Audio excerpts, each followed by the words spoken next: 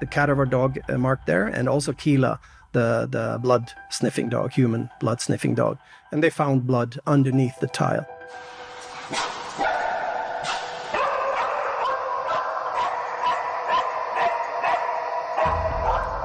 The air in apartment 5A was still, silent. To human eyes, nothing seemed amiss in this vacation rental, just another empty room in the Ocean Club resort of Praia da Luz, Portugal. But Eddie wasn't human, and Eddie knew something was wrong. The Springer Spaniel froze near the wardrobe in the McCann's bedroom. His behavior changed instantly. His tail stiffened, his body language transformed. And then, the alert. A distinctive, trained bark that sent chills down the spine of everyone present. Eddie was no ordinary dog. He was one of the world's most highly trained cadaver dogs, with a perfect operational record of over 200 cases, and what he was telling his handler, Martin Grime, was unmistakable. The scent of human death lingered in this room. What did this dog detect that investigators couldn't see? What invisible evidence remained in an apartment that had been cleaned, rented to new guests, and then sealed for months after 3-year-old Madeleine McCann vanished without a trace? It was May 3, 2007, when the world first heard the name Madeleine McCann.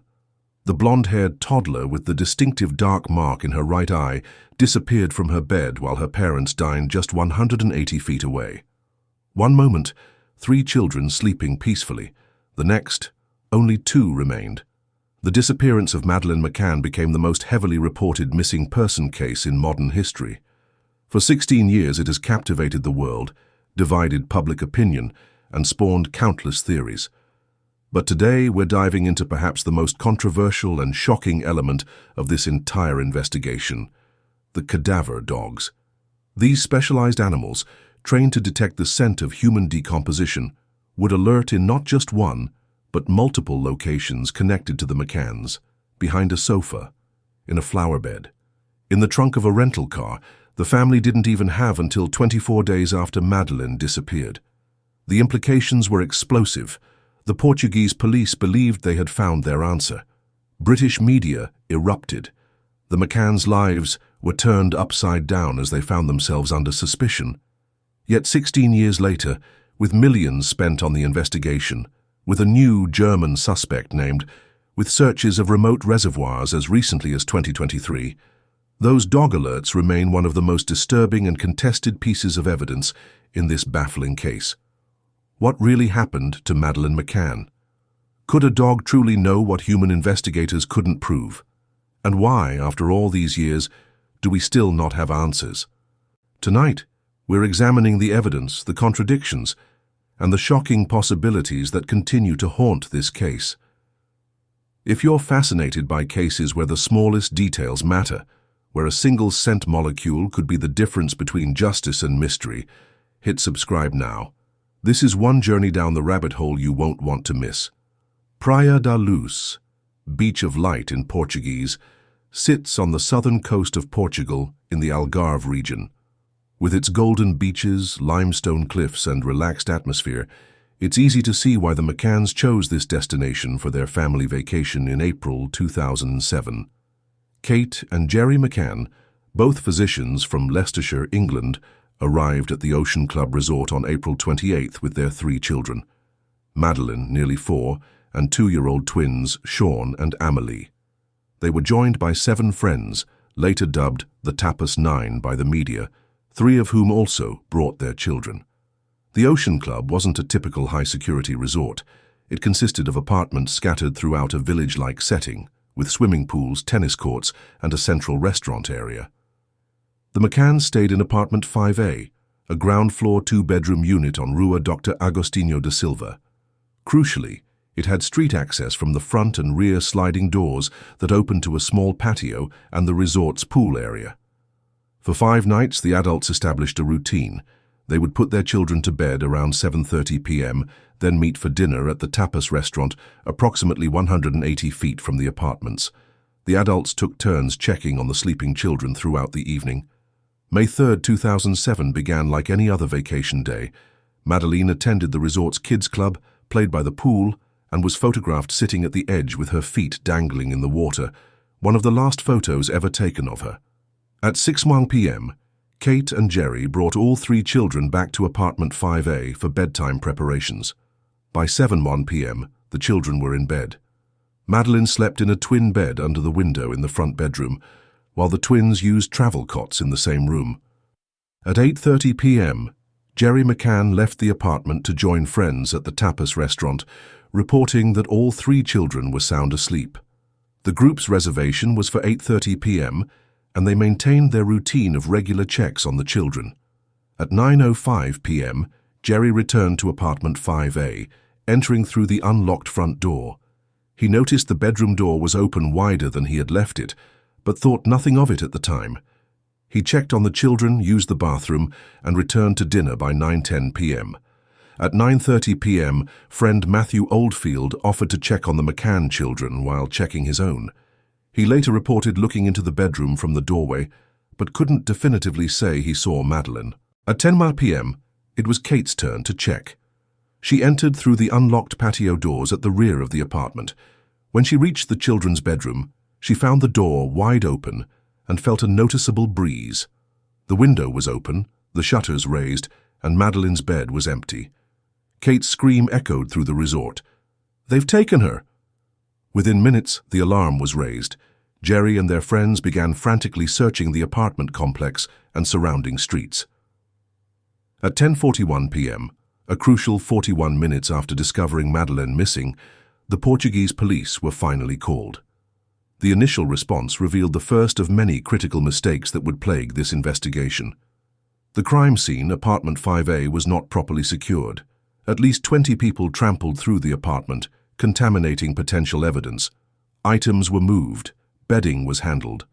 The shutters, potentially touched by an abductor, were examined by multiple people. Border police weren't notified until the next morning, giving a potential abductor over 6 hours to cross into neighboring Spain, just a 90-minute drive away. By dawn, the situation had escalated dramatically. Local police, maritime authorities, and volunteers combed the area. News crews descended on the small resort town. Within days, Madeleine's face would become one of the most recognized in the world. But those crucial first hours revealed a fundamental problem. The Portuguese police initially treated the case as a missing person incident, not a potential abduction. Their experience with international child abductions was limited, and protocols were not followed. Fingerprints weren't properly collected. DNA sampling was delayed.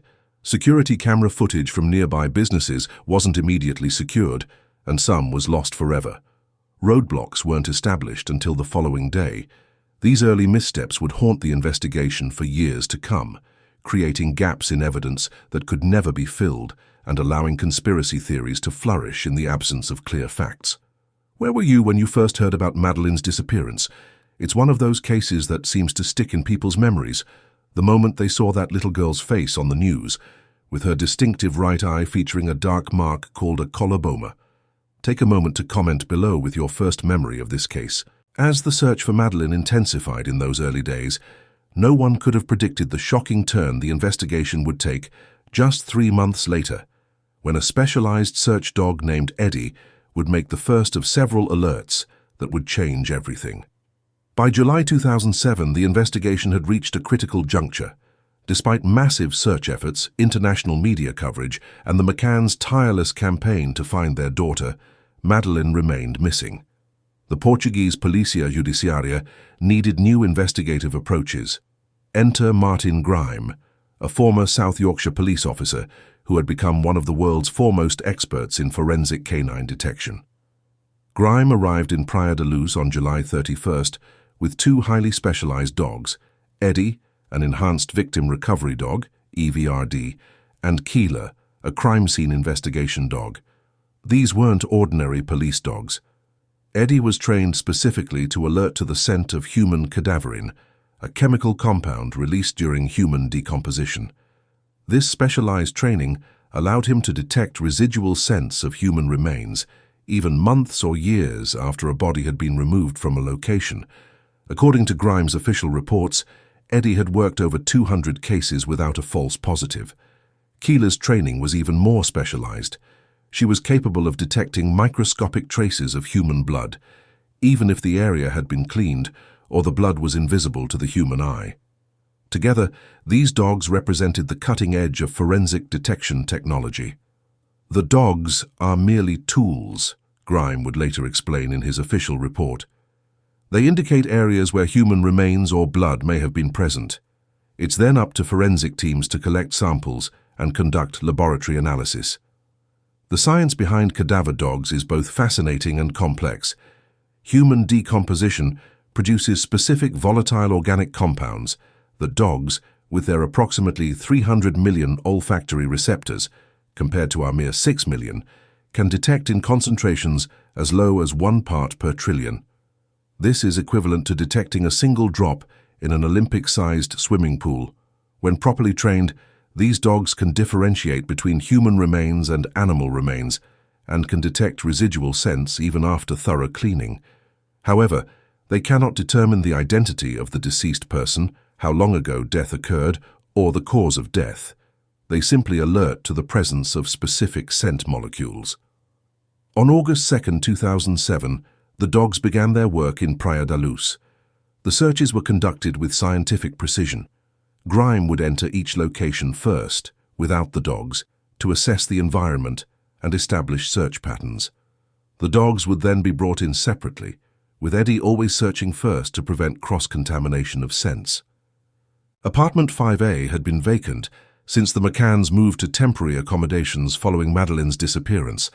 The building had been sealed by police, though it had been thoroughly searched multiple times in the preceding months.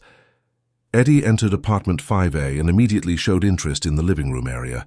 He alerted near the sofa in the living room, behind the sofa, and in the master bedroom wardrobe. Each alert was the same. The dog would freeze, become rigid, and then bark. His trained indication that he had detected the scent of human decomposition. Keela, the blood detection dog, was then brought in.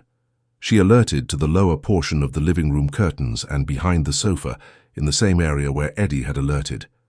These alerts suggested the possible presence of both blood and cadaver scent in the same locations. The implications were disturbing. If accurate, these alerts suggested that someone who had been in contact with a deceased human had been in the apartment. Or more alarmingly, that a death had occurred within the apartment itself. But the most shocking developments were yet to come.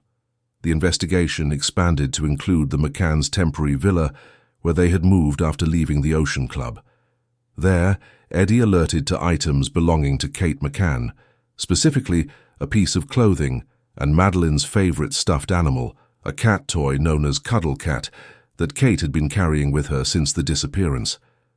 Then came perhaps the most controversial alert of all. The dogs were taken to an underground parking garage containing numerous vehicles, including a Renault Scenic that the McCanns had rented 24 days after Madeleine's disappearance. The cars were arranged randomly, and Grime did not know which vehicle belonged to which person. Eddie circled the garage and stopped dead at the McCanns' rental car. He alerted to the driver's door and the car's trunk. When the trunk was opened, he jumped inside and gave his strongest alert. Keela later alerted to the same area of the trunk. This alert was particularly perplexing. How could a cadaver scent be present in a car that wasn't rented until more than 3 weeks after Madeleine disappeared? This question would become central to the investigation's next phase. The dog alerts, while compelling, represented only the first step in the investigative process. Forensic teams collected samples from every location where the dogs alerted, sending them to the Forensic Science Service in Birmingham, England, for advanced DNA analysis.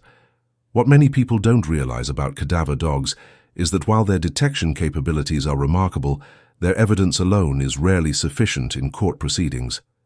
In the United States, for example, the legal precedent established in the 2004 case of Florida versus Odom determined that cadaver dog alerts must be corroborated by additional physical evidence to be admissible in court. This is because dogs cannot testify about what they detected or why they alerted. They cannot be cross-examined. And despite their impressive accuracy rates, they are still animals that can be influenced by handler cues, environmental factors, and their own biological limitations. The Portuguese investigation now hinged on what the forensic analysis would reveal. Had the dogs detected something significant, or were there innocent explanations for these alerts? Could cross-contamination explain the presence of scents on Kate's clothing or Cuddle Cat? Was there a scientific explanation for the car trunk alert that didn't involve Madeleine? As we'll explore in the next segment, the answers would prove far more complex and controversial than anyone anticipated.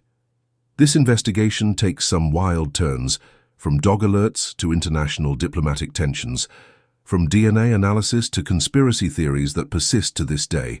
Make sure you're following along by hitting that like button now, and if you haven't subscribed yet, what are you waiting for? The most shocking revelations are still to come. Following the dog alerts, the investigation entered a critical phase.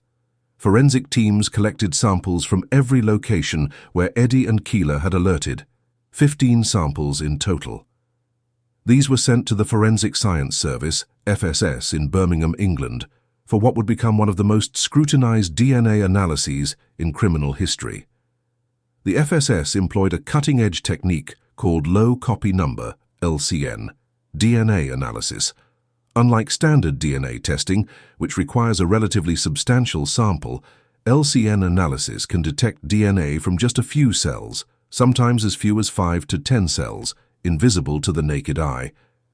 This extreme sensitivity made it perfect for cases where minimal biological material might be present.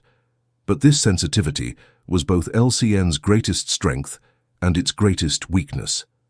Dr. John Lowe, a senior forensic scientist at the FSS, led the analysis of the McCann samples.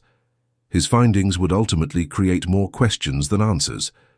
The most significant samples came from the Renault Scénic's trunk, where both dogs had alerted strongly. Using LCN analysis, the FSS detected 15 out of 19 DNA markers that matched Madeleine's DNA profile in a sample from the trunk. This initially seemed like a breakthrough, potential physical evidence corroborating the dog alerts. However, Dr. Lowe's official report dated September 4, 2007, contained crucial caveats. Let me first of all stress that we are not saying that this is definitely Madeleine's DNA. What we're saying is that the components within it are very similar to Madeleine's DNA components. The problem was fundamental to how LCN DNA analysis works. When dealing with extremely small samples, the technique amplifies the available DNA through multiple cycles of replication. This amplification process can introduce artifacts, detect contamination, or amplify DNA from multiple individuals mixed together in the same sample. In the case of the car trunk sample, Dr. Lowe explained that the DNA was likely a mixture from multiple people. Given that the McCanns had 4 other family members using the car, including Madeleine's siblings who shared many genetic markers with her, it was impossible to conclusively state that Madeleine's DNA was present. There are 37 components present in Madeleine's reference sample, Dr. Lowe wrote. There are 37 components in the result from the car sample, but not all of them match. Some of the components in the car sample are the same as in the reference, but others are different. Similar issues arose with samples taken from apartment 5A. Behind the sofa, where both dogs had alerted, forensic teams found several hair strands. However, DNA testing revealed these hairs lacked roots, making nuclear DNA extraction impossible. Mitochondrial DNA testing could only determine that the hairs came from someone of Caucasian origin, hardly a distinctive finding in a resort frequented by European tourists. Blood samples detected by Keela in the apartment yielded equally inconclusive results. The FSS could confirm the presence of human blood in some samples, but could not generate a DNA profile specific enough to identify whose blood it was. This created a profound paradox at the heart of the investigation. Highly trained dogs had alerted with apparent certainty, yet sophisticated DNA analysis couldn't provide the corroborating evidence needed to draw definitive conclusions. To understand this contradiction, we need to examine the limitations of both methods. Cadaver dogs, despite their impressive capabilities, cannot tell investigators who died, when they died, or how they died. They simply alert to the presence of decomposition scent molecules. These molecules can transfer between objects through direct contact. If someone touched a deceased person and then touched an item in the apartment, the dogs might alert to that transferred scent. Additionally, false positives, while rare, can occur. Certain cleaning products, rotting food, or even ancient human remains in a region with archaeological significance like the Algarve could potentially trigger alerts. LCN DNA analysis, meanwhile, was so sensitive that it could detect DNA that arrived through secondary transfer. If someone shook hands with another person who had touched Madeleine and then touched the car trunk, her DNA could theoretically be transferred to the trunk without her ever being present. Dr. Bruce Budowell, former senior scientist at the FBI laboratory and one of the world's foremost DNA experts, has criticized LCN testing for precisely this reason. The problem is that with LCN you're working with such small amounts of DNA that contamination becomes a major issue. You can't distinguish between DNA that's relevant to the crime and DNA that's there by coincidence or contamination.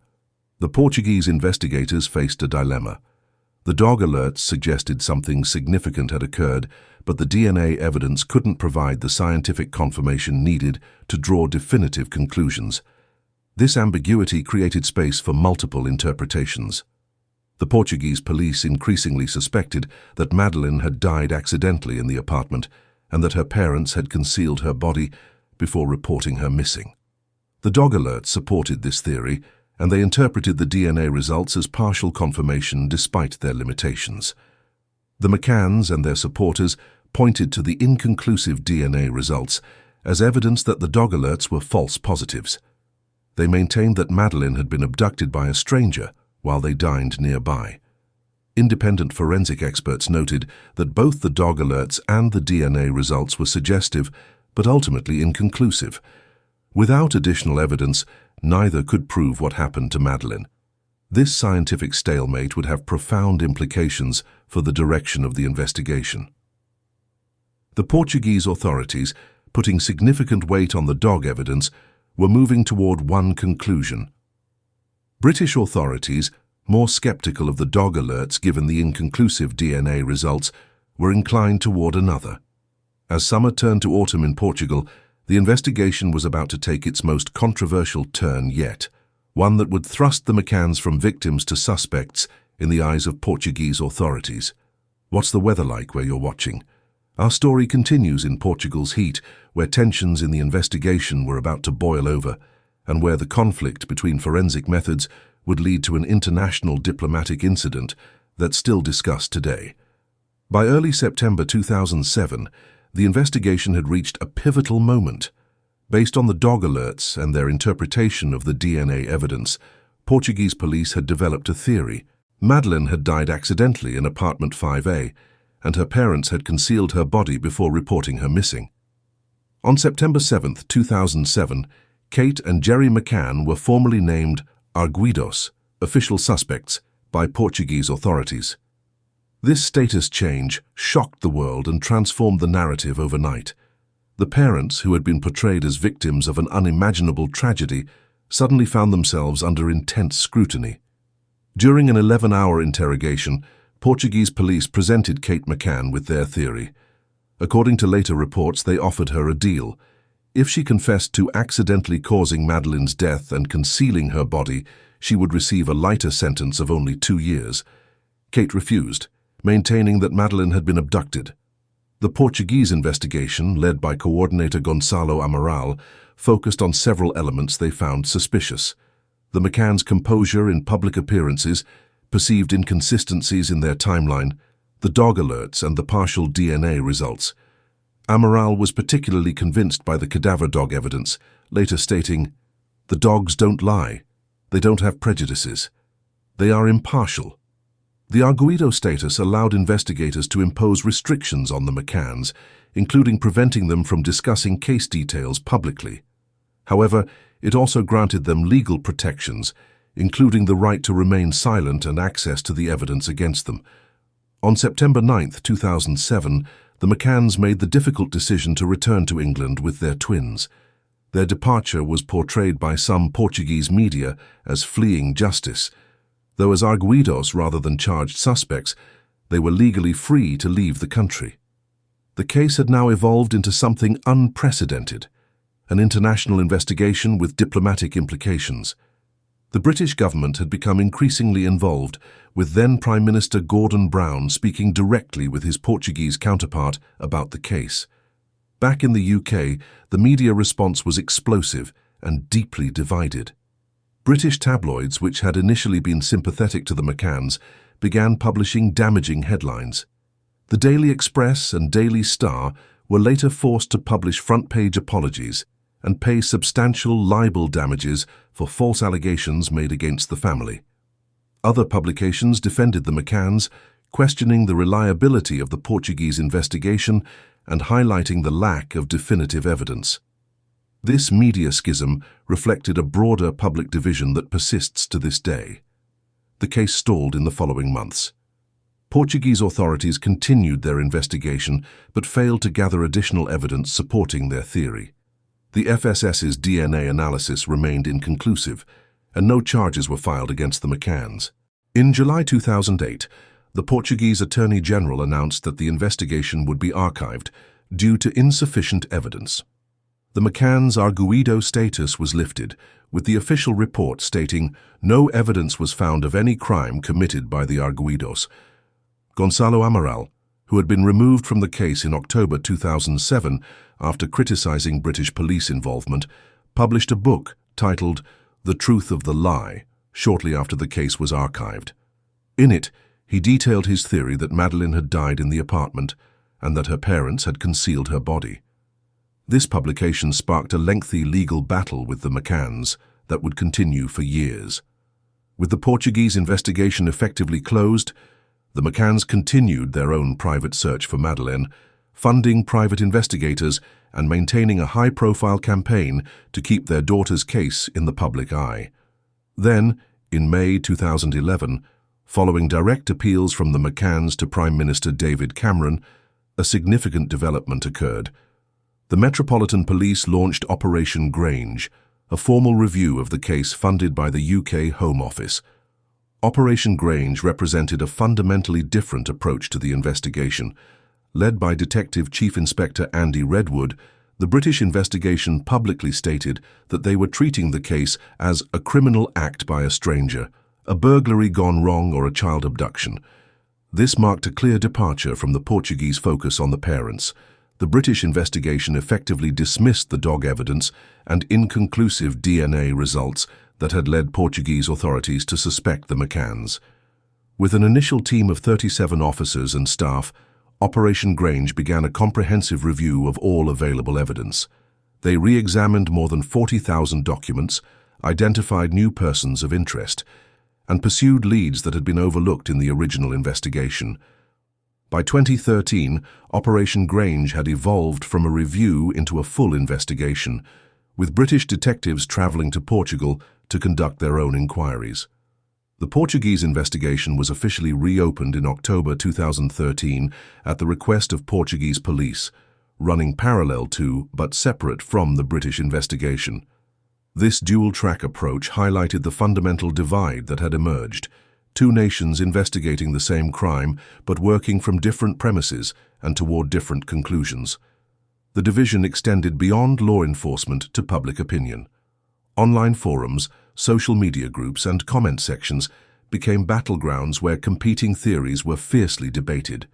Few missing person cases have generated such polarized and passionate responses. Some supported the Portuguese theory, pointing to the dog alerts and what they perceived as suspicious behavior by the McCanns.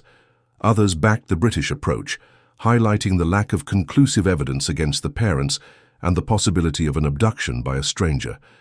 This case divides people like few others, with deeply held convictions on both sides. What do you think happened that night in Praia da Luz? Share your thoughts in the comments below, but remember to keep the discussion respectful. This is, after all, about a child who vanished and a family forever changed by tragedy. As Operation Grange continued its work through the 2010s, the investigation was about to take yet another dramatic turn, one that would introduce a new suspect and reignite international interest in the case. For years, the Madeleine McCann case seemed destined to remain in investigative limbo, with Portuguese and British authorities pursuing different theories and the public firmly divided. Then on June 3, 2020, a bombshell announcement changed everything. German prosecutors publicly identified Christian Brückner, a 43-year-old German national, as their prime suspect in Madeleine's disappearance. In an unprecedented statement, Hans Christian Wolters of the Braunschweig Public Prosecutor's Office declared, "We are assuming that the girl is dead. With the suspect, we are talking about a sexual predator who has already been convicted of crimes against little girls, and he's already serving a long sentence." This marked the first time any official authority had explicitly stated they believed Madeleine was deceased. It also introduced a completely new direction in the investigation, one focused neither on the parents nor on an anonymous abductor, but on a specific individual with a troubling criminal history. Brückner was no stranger to law enforcement. His criminal record included convictions for child sexual abuse, drug trafficking, and rape. At the time of the announcement, he was already serving a prison sentence in Germany for drug offenses and was appealing a 7-year sentence for the 2005 rape of a 72-year-old American woman in Praia da Luz, the same resort town where Madeleine disappeared. The evidence connecting Brückner to the McCann case, while circumstantial, painted a disturbing picture. Cell phone records placed him in Praia da Luz on the night of May 3, 2007. His phone was activated by a tower in the town at 8:30 p.m., just an hour before Madeleine was discovered missing. He lived periodically in the Algarve between 1995 and 2007, including in a house approximately 2 miles from the Ocean Club Resort. Operation Grange continues, though with a significantly reduced team and budget compared to its peak years. The UK Home Office has granted funding extensions annually, with the investigation having cost approximately £13 million, £16 million, since its inception in 2011. German prosecutors are building their case against Brückner, though they have yet to file formal charges related to Madeleine's disappearance. Portuguese authorities maintain an open investigation, cooperating with both British and German counterparts. Throughout these developments, the dog alerts from 2007 remain an unresolved element of the case. If Brückner abducted Madeleine, how would that explain Eddie's alerts in the apartment and the rental car? Some experts have suggested that the alerts could have been false positives or responses to contamination. Others maintain that the dog evidence points to a different scenario entirely. The emergence of Brückner as a suspect has added yet another layer to an already complex case, one that continues to generate new questions even as it potentially answers others. 16 years after Madeleine vanished, the full truth of what happened that night in Praia da Luz remains elusive. As we've journeyed through the labyrinthine case of Madeleine McCann's disappearance, we find ourselves returning to where we began, those haunting dog alerts in apartment 5A and the rental car. 16 years later, they remain both compelling and contested, powerful indicators to some, misleading anomalies to others. What might these alerts truly mean? The answer depends largely on which investigative path you follow. If you accept the Portuguese theory, Eddie and Keela detected genuine evidence of death and blood in locations connected to the McCanns, evidence that, while not conclusively proven by DNA analysis, pointed toward Madeleine having died in the apartment. If you follow the British investigation's direction, the dog alerts represent an investigative tool that, without corroborating physical evidence, couldn't provide definitive answers. The focus instead shifted to external suspects like Christian Brückner. If you consider the German prosecutor's certainty about Brückner's involvement, the dog alerts become a puzzling contradiction, potentially false positives or responses to unrelated stimuli that inadvertently led the investigation away from the actual perpetrator for years. This case demonstrates the profound challenges of forensic science and criminal investigation. Even our most sophisticated tools, from highly trained detection dogs to advanced DNA analysis, have limitations. They don't provide absolute truths, but rather pieces of evidence that must be interpreted within a broader context. The search for Madeleine continues. Operation Grange remains active, though scaled back. German authorities continue building their case against Brückner. The McCanns maintain their hope of finding answers, having never wavered in their belief that Madeleine was abducted and could still be alive. What makes this case so enduringly fascinating is not just its mystery, but what it reveals about how we process evidence, form beliefs, and seek certainty in an uncertain world. The same facts, the dog alerts, the DNA results, the timeline discrepancies, can lead reasonable people to dramatically different conclusions. Perhaps that's why, 16 years later, we remain captivated by Madeleine's story. It challenges our need for closure, for definitive answers. It reminds us that even with all our technological advances and investigative techniques, some questions may remain unanswered. As new evidence emerges and investigations continue, we can only hope that someday the full truth will come to light, that the contradictions will be resolved, the questions answered, and justice served for a 3-year-old girl who vanished on a spring night in Portugal. If you've made it this far, you're clearly fascinated by true crime and the complex interplay of evidence, investigation, and human behavior. Subscribe now and hit the notification bell so you don't miss our next investigation into cases that challenge our understanding and defy simple explanations.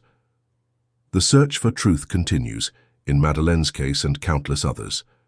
And as it does, we'll be here, examining the evidence, asking the difficult questions, and seeking answers together.